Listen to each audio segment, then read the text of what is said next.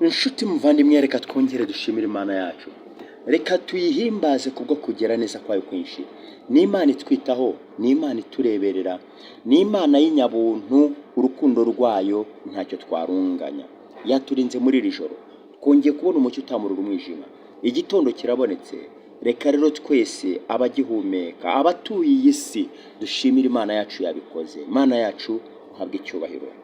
Ndabararitse rero, turi mu byigisho by'ishuri ryo ku Isabato biyobora abakuze kwiga Bibiliya. Turi mu gihembwe cya 4 umwaka w'ibihumbi 2024, aho turi ku cyigisho gisoza amigisho yacu, cyigisho cya 13 kitubwira ngo indunduro kumenya Yesu n'ijambo rye. Indunduro kumenya Yesu n'ijambo rye. Ndakwibutsa ko uyu munsi turi kuwa kabiri w'Isabato, tariki 23 kwezi kwa 12 2024. Uyu munsi dufite ingingo itubwira ngo guhanga Yesu amaso. Reka twiragize Imana. Data mwiza, turagushimiye, uri Imana, uri Imana, uhabwe icyubahiro.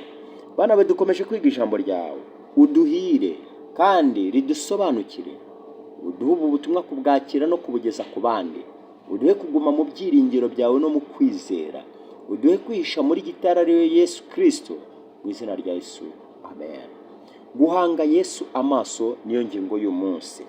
Iyi ngingo iboneka muri Yohana igice cya 21 umurongo wa 20 n'uwa kugeza kwa 22. Umurongo wa 20 baratubwiye ngo Petero arakebuka, abona umwigishwa Yesu yakundaga nawe abakurikiye, ari we wari wiseguye igituza cya Yesu, basangira ninjoro. Akamubaza ati, databuja, ninde ugiye kukugambanira? Petero abonye uwo abaza Yesu ati, mwami, uyu se azamera ati? Yesu aramubwira ati, aramusubiza ati, niba nshaka ko ugumaho kugeza aho nzazira, upfa iki? Nkurikira.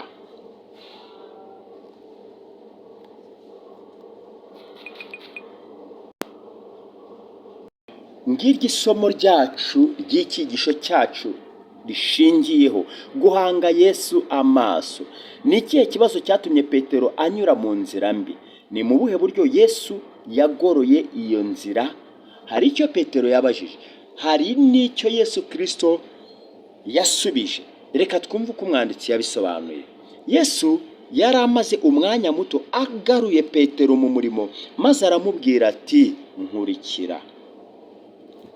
Ahari kwari ugukurikira Yesu ku nkombe mu buryo bugaragara, kandi ni ukubera yuko Petero yahindukiye akareba Yohana nawe akurikiye Yesu, maze abaza ibyerekeye Yohana ati, mwami, uyu azamera gute? Azamera ate? Mu kugarura Petero mu murimo, Yesu yari yarahanuye uburyo Petero azapfa.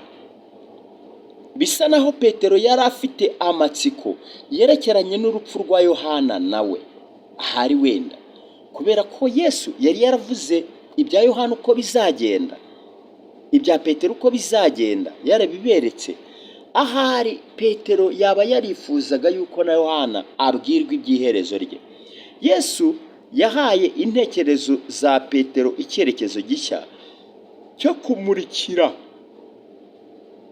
cyo kumukurikira adahagaritswe umutima n'ibizaba ku wundi mwigishwa. Petero, wowe urapfa iki? Upfa iki? Nkurikira. Ibyuriya byihorere. Yohana igice cya 21 umurongo wa 23 kugera kwa 25 hari amagambo akurikira ngo, nicyo cyatumye iryo jambo ryamamara muri bene data ngo uwo mwigishwa ntazapfa. Ariko Yesu ntiyabwiye Petero yuko uwo atazapfa, ahubwo yaramubwiye ngo, niba nshaka ko agumaho kugeza aho nzazira, upfa iki? Uyu niwe mwigishwa uhamya ibyo, ni nawe wabyanditse, kandi tuzi yuko ibyo ahamya ari ukuri. Ariko hariho n'ibindi byinshi Yesu yakoze byakwandikwa byose, ngira ngo ibitabo byakwandikwa ntibyakwirwa mu isi. Ibintu byinshi cyane Yesu Kristo yakoze ariko bitanditswe nk'uko ijambo ry'Imana ribitubwira. Ni mu buhe buryo ibyo Yesu yavugaga babyumvise uko bitari?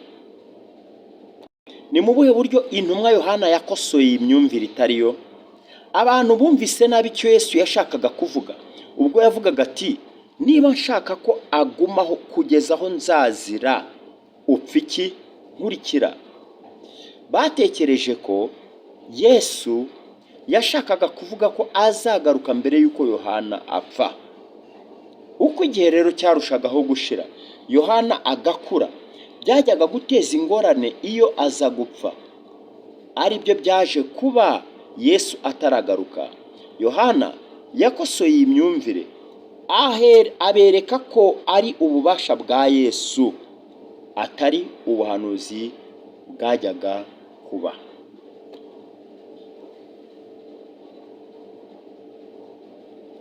Igitekerezo cyo guhanga amaso kuri Yesu aho kuyahanga ku bandi bantu ni impamvu ikomeye mu cyigisho cy'iki cyumweru. Guhanga amaso kuri Yesu aho kuyahanga ku bandi bantu ni impamvu ikomeye muri iki cyumweru. Yesu niwe mukiza wacu. Byanze bikunze abantu bazaguhemukira ndetse ahari bakubabaze, ariko ibyo uramenye ntibizatume uteshuka ku Mana. Ukuri kuvugwa kuva ku ngingo yo kuwa 3 kugeza ku ngingo yo kuwa 5 kuzibanda ku ngingo yo gusobanukirwa n'ijambo ry'Imana. Dufite intekerezo yo kumenya no gukurikira Yesu. We wenyine ukwiriye kuba databuja ndetse n'umuyobozi.